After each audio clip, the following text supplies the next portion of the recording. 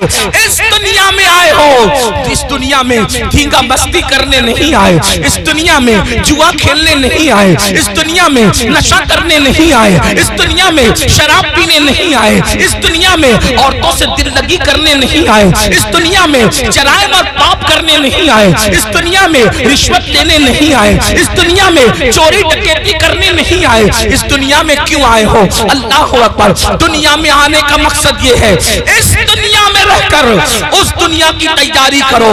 کون سی دنیا؟ جس کے بارے میں قرآن کہتا ہے وَالْآخِرَةُ خَيْرٌ وَأَبْقَىٰ، کہ یہ دنیا سے آخرت بہتر ہے۔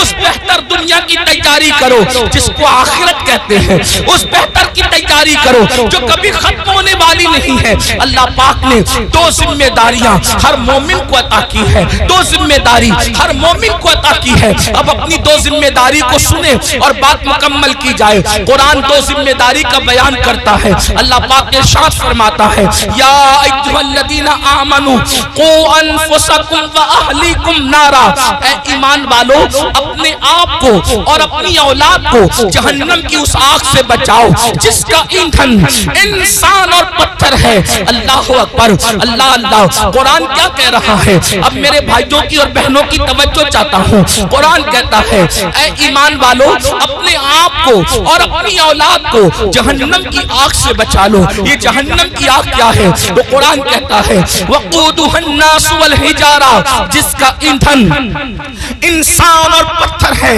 یعنی وہ لکڑیوں سے نہیں سلگائی گئی، یعنی وہ کوئلوں سے نہیں سلگائی گئی، بلکہ اللہ اللہ جہنم کی آگ پتھر سے اور انسانوں سے سلگائی جائے گی۔ اللہ کے حبیب غیبدہ نبی صلی اللہ علیہ وآلہ وسلم کا فرمان سنو۔ جہنم کیا ہے؟ جہنم کی آگ کیا ہے؟ جہنم کے دہکتے ہوئے شعلے کیا ہے؟ اللہ اکبر۔ ایک دن میں تین مرتبہ پیٹ بھر کے کھانے والوں اور اللہ کی نافرمانی کرنے والوں، اپنی راتوں کو بے فکری کے ساتھ گزارنے والوں، اللہ کی نافرمانی کرنے والوں، نرم نرم گدوں پہ لیٹ کر کے قبر کی رات کو بھول جانے والوں، قبر کی رات کو فراموش کر دینے والوں، کبھی سود کا دھندا کر کے، کبھی بیاج کا دھندا کر کے، کبھی اپنے پیٹ کے اندر یتیموں کا مال جہنم کی آگ کی شکل میں بھرنے والوں، ذرا توجہ کرو۔ یہ جہنم کیا ہے جس کا ذکر اللہ کے حبیب غیبدہ نبی مصطفیٰ کریم رؤوف الرحیم صلی اللہ علیہ وآلہ وسلم نے فرمایا۔ دیکھیے ہم تو آقا کا فرمان بیان کر رہے ہیں اور یہ اس نبی کا فرمان ہے جو اپنی طبیعت سے کلام نہیں کرتے، دل کے کانوں سے سننا میرے بھائیوں۔ اپنے آقا مصطفیٰ جان رحمت صادق و مصدوق صلی اللہ علیہ وآلہ وسلم فرماتے ہیں جب اللہ نے حضرت آدم کو پیدا فرمایا، پھر آدم جنت میں پیدا ہوئے، پھر آدم علیہ السلام سے لغزش معصومانہ ہوئی، لغزش پیغمبرانہ ہوئی، اور پھر آدم دنیا میں آئے 200 سال تک یا 300 سال تک روتے رہے، پھر آپ کی دعا قبول ہوئی، پھر آپ کی توبہ قبول ہوئی۔ جب دعا قبول ہوئی، توبہ قبول ہوئی، تو حضرت آدم کے لیے اللہ نے حضرت جبریل سے فرمایا جبریل جاؤ اور جا کر کے جہنم سے آگ لے کر آدم کو لے جا کر کے دے دو تاکہ آدم کھانا بنائے۔ اب یہ دنیا میں پہلی بار کھانا بن رہا ہے۔ اللہ اکبر۔ کون بنا رہا ہے کھانا؟ حضرت آدم۔ دنیا کی پہلی ڈش بن رہی ہے، دنیا کا پہلا کھانا بن رہا ہے، اور کون بنا رہا ہے؟ آدم علیہ السلام۔ اس کے لیے آگ، ابھی تک دنیا میں آگ نہیں تھی، دنیا میں آگ کا عطا پتہ نہیں تھا، بلکہ اب آگ کی ضرورت پڑی حضرت انسان کو۔ یہاں پر جو ہسٹری کے طالب علم ہے اور تاریخ کے طالب علم ہے ان کی توجہ چاہتا ہوں۔ اللہ اللہ، لوگ یہ کہتے ہیں انسان پہلے بندر تھا اور بندر سے ترقی کرتے کرتے وہ انسان بنا۔ یہ کون لوگ کہتے ہیں؟ وہ لوگ کہتے ہیں جو انسانیت کے ٹھیکیدار بنے ہوئے ہیں۔ کیا کہتے ہیں؟ انسان پہلے بندر تھا اور وہ ترقی کرتے کرتے انسان بنا۔ انسان پہلے ننگا گھومتا تھا، پھر ننگے سے پتے باندھنے لگا، پھر یہ کرنے لگا، پھر وہ کرنے لگا، پہلے جھک کے چلتا تھا بندر کی طرح، پھر یہ ہو گیا، پھر وہ ہو گیا۔ انسانیت کے لیے اس سے بڑی گالی کچھ نہیں ہو سکتی۔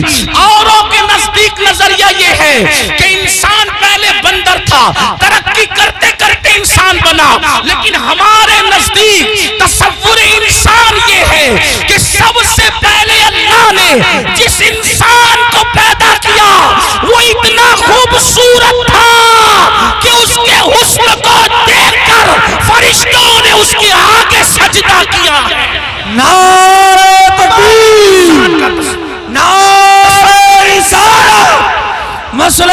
आला हजरत हुजूर सैयद अमीरुल कादरी साहिब किबला हुजूर फैजान अख्तर। इंसानियत को गाली देने वाले वो लोग जो कहते इंसान बंदर था, वल्लाह पहला इंसान आदम अलैहिस्सलाम है, और आदम इतने खूबसूरत थे कि हुस्न आदम को देखकर मलाइका रश्क करने लगे। हजरत बेदम शवासी कह रहे हैं अब आदमी कुछ और हमारी नजर में है, अब आदमी कुछ और हमारी नजर में है, जब से सुना है यार लिबासे बशर में है। कौन कहते हैं हमारा पहला आदमी तो आदम है, बल्कि आदमी आदम ही से बने। हजरत आदम अलैहिस्सलाम नूरे मोहम्मदी लेकर आए, लेकिन ये तफसील इस पर नहीं अर्ज करता। बात क्या अर्ज कर रहा था, पहला खाना बन रहा है। अल्लाह ने जिब्रील अलैहिस्सलाम को हुक्म दिया, जाओ दुनिया में आग नहीं है, आग लाओ। पहली बार दुनिया में आग आई। हजरत जिब्रील गए, हजरत मालिक से कहा, कौन मालिक? ये हजरत मालिक जहन्नम के दारोगा हैं, यानी जहन्नम का पूरा निजाम सिस्टम अल्लाह ने इनको सौंप रखा है। तो हजरत मालिक अलैहिस्सलाम के पास जिब्रील कहते हैं, जिब्रील अलैहिस्सलाम कहते हैं मालिक हजरत आदम को आग की जरूरत पेश आई है, इसलिए जो है मुझे आग दीजिए। अब जरा तवज्जो करना, जहन्नम से आग दुनिया में आ रही है। हजरत मालिक ने कहा कितनी आग चाहिए? खाना पकाने के लिए आदम को आग चाहिए, एक खजूर इतनी, खजूर जितनी होती है खजूर इतनी आग मुझे दे दे ताकि मैं आदम को ले जाकर के दे दूं। हजरत मालिक ने कहा, ऐ जिब्रील अगर खजूर इतनी आग आप जहन्नम से दुनिया में लेकर जाएंगे तो सारी जमीन भी जल जाएगी, आसमान भी जलकर भस्म हो जाएंगे। ना जमीन बर्दाश्त कर सकती है, ना आसमान बर्दाश्त कर सकता है। खजूर इतनी आग दुनिया में गई तो पूरी जमीन और आसमान जल करके राख हो जाएंगे। फिर उसके बाद हजरत जिब्रील ने कहा, ऐ मालिक आधी खजूर जितनी मुझे जहन्नम की आग दे दीजिए ताकि मैं उनको ले जाकर के दे दूं। तो हजरत सैयदना जिब्रील अमीन ने जब कहा आधी खजूर इतनी जगह जो है वो जहन्नम की आग दे दो, तो तब हजरत मालिक ने कहा अगर मैंने आधी आग आधी खजूर इतनी आग दे दी तो भी ये हाल होगा कि दुनिया में आसमान से कभी बारिश नहीं होगी, कभी पानी नहीं बरसेगा, इसलिए आप आधी खजूर इतनी भी आग ना लेकर जाए। तो फिर कहा कितनी? तो हजरत सैयदना मालिक ने कहा आप सुई के नाके इतनी या एक जर्रा जितना होता है उतनी आग ले जाए, वो भी डायरेक्ट ना ले जाए। अब मैं अपने भाइयों की तवज्जो चाहता हूँ, देखो ये सारे उन्मानात बहुत गौर करने वाले होते हैं, तवज्जो करने वाले होते हैं। मेरे भाइयों हम आप लोगों की मोहब्बतों का एहतराम करते हैं, लेकिन एक बात आपको बताऊं, हमारे फोटो और हमारी तस्वीरें कीमती नहीं है, बल्कि रसूलुल्लाह की ये फरामीन अहम है जो आपको सुनाने के लिए बुलाया जाता है। और आप बहुत अच्छे से सुन रहे हैं, लेकिन थोड़ी आपकी तवज्जो चाहता हूँ। इतनी लंबी रिवायत मैंने पढ़ी, अब असल जो है वो जिस मकसद के लिए पढ़ी वो ये है, हजरत जिब्रील ने एक खजूर इतनी आग मांगी, मना किया गया। आधी खजूर इतनी आग मांगी, मना किया गया कि बारिश नहीं होगी आसमान से। फिर एक जर्रे के बराबर आग दी गई, तो हजरत मालिक ने कहा इसको भी डायरेक्ट न ले जाएं, बल्कि इसको पहले धुला जाए। तो जर्रा बराबर आग हजरत जिब्रील को हजरत मालिक ने दिया। 70 मरतबा जिब्रील अलैहिस्सलाम ने उस जहन्नम की आग को रहमत के पानी से धोया, उसको वॉश किया, धोया, और 70 बार धोने के बाद फिर उस आग को जर्रा बराबर दुनिया में लाया गया। लीजिए हजरत आदम, ये खाना बनाने के लिए है। तो हजरत आदम ने फरमाया इसको पहाड़ पे रखो। जब वो जर्रा बराबर जहन्नम की आग जिसको 70 बार धोया गया था, नदी के पानी से नहीं, नहरों के पानी से नहीं, दुनिया के पानी से नहीं, बल्कि रहमत खुदा के पानी से 70 बार उस जर्रे को और जर्रा बराबर आग को धोया गया था। और जब हजरत जिब्रील ने उसको पहाड़ पे रखा तो पहाड़ पे वो जर्रा बराबर आग पड़ी, तो पूरा पहाड़ जल करके भस्म हो गया। और वो जर्रा बराबर आग ने जब पहाड़ को जला दिया तो वो فوراً جہنم کی طرف لوٹ گئی۔ پہاڑ کے جلنے سے، اس آگ کے اثر سے جو دھواں نکلا تھا، وہ دھواں پتھروں میں، لوہے میں اور جن لکڑیوں میں آگ ہے ان میں گھس گیا۔ اللہ اکبر۔ تو یہ جو دنیا میں آگ دیکھ رہے ہیں، یہ آگ وہ آگ نہیں ہے، بلکہ اس آگ کے اثر سے جو دھواں نکلا تھا، وہ دھواں ہے جو یہ آگ دنیا کی آگ ہے۔ اب مجھے بتاؤ، ذرہ برابر جہنم کی آگ 70 مرتبہ رحمت کے پانی سے دھو کر دنیا میں لائی جائے، وہ پہاڑ کو جلا دے اور پھر جہنم میں لوٹ جائے، تو اس کے باقیات، اس کے دھوئے کے اثرات اتنی تیز ہیں کہ اگر جلا دے تو بستیاں جل کر خاکستر ہو جائے، اگر جلا دے تو انسان مر جائے، اگر جلا دے تو انسان کی آنکھیں اندھی ہو جائے، اگر جلا دے تو انسان کا دماغ کام نہ کرے۔ مجھے بتاؤ، 70 مرتبہ رحمت کے پانی سے ذرہ برابر آگ پر یہ اثر ہے، تو وہ جو جہنم کی پوری آگ ہے، اس کا کیا حال ہوگا، اس کا کیا اثر ہوگا؟ اب اللہ اسی آگ سے بچنے کا حکم دے رہا ہے۔ اے مومنو، میرے محبوب کے غلاموں، میرے محبوب کا نام لینے والوں، میرے محبوب کا کلمہ پڑھنے والوں، اپنے آپ کو اس آگ سے بچاؤ۔ آپ مجھے بتائیں، جب یہ جہنم کی آگ کا دھواں ہے، جو دنیا کی آگ ہے، ہم اس کو برداشت نہیں کر سکتے، تو وہ جہنم کے دہکتے ہوئے شعلے، وہ جہنم کے بھڑکتے ہوئے شعلے، جس کے بارے میں حدیث پاک میں آیا ہے 3000 سال تک کے اس کو جلایا اور دہکایا گیا ہے۔ اب جہنم کی آگ مکمل سیاہ ہے، مکمل کالی ہے۔ اب وہ کس کے لیے ہے؟ آئیے اب ترتیب وار کچھ لوگوں کا ذکر سن لے۔ اللہ اللہ، کاش اپنی کمزوریوں پہ رحم کر کے، کاش اپنی کمزوریوں پہ رحم کر کے ہم اپنے آپ کو جہنم سے بچانے کی فکر کرتے، اپنے بچوں کو جہنم سے بچانے کی فکر کرتے۔ آئیے میں ایک حدیث پڑھتا ہوں، طویل حدیث رسول پاک صاحب لولاک سیاح افلاق صلی اللہ علیہ وسلم کی۔ اللہ اکبر۔ آج بہت سارے جرائم، بہت سارے گناہ ہمارے سماج میں بڑھتے جا رہے ہیں۔ ان میں سے ایک گناہ کیا ہے؟ فلم دیکھ کر، سیریل دیکھ کر، پکچر دیکھ کر لڑکے اور لڑکیوں میں آپس میں افیئر کا معاملہ جگ رہا ہے۔ اور اب شاید ہی کچھ بچے اور بچیاں ایسے ہوں گے کہ جو افیئر سے محفوظ ہیں، الا ماشاءاللہ۔ اور اس کے بعد پھر یہ افیئر کے معاملات، افیئر کی داستان انسان کو زنا تک لے جاتی ہے۔ اور یہ زنا کیا ہے؟ اب سنیے، اللہ اکبر، میرے اور تمہارے سچے نبی صلی اللہ علیہ وسلم فرماتے ہیں آج زنا بڑھ رہا ہے۔ بلکہ آپ کو بتاؤں، یہاں تک کہ لکھنے والوں نے لکھا ہر منٹ پر کئی زنا ریکارڈ کیا جا رہا ہے دنیا میں۔ تعفن ہے زنا کا، تعفن ہے بدکاری کا۔ اللہ اکبر۔ ہیرو ہیروئن کے چکر میں انسان اب زنا کو گناہ بھی نہیں سمجھتا۔ آؤ اپنے نبی کا فرمان سنو، اپنے سچے رسول کا فرمان سنو اور اپنے آپ کو جہنم کی آگ سے بچا لو۔ اللہ کے سچے نبی، غیب کا نبی صلی اللہ علیہ وسلم فرماتے ہیں کہ جب قیامت کے دن زانیوں کو میدان محشر میں لایا جائے گا، اللہ کرے کسی کو کوئی یہ گناہ نہ کرے، اور اگر کسی نے کی ہو تو وہ جلد سے جلد توبہ کرے، اس گندگی سے نکلے۔ اے میری قوم کے جوانوں، گندی فلمیں دیکھ کر، گندی پکچریں دیکھ کر کس میں ڈوبے جا رہے ہو؟ اللہ اکبر۔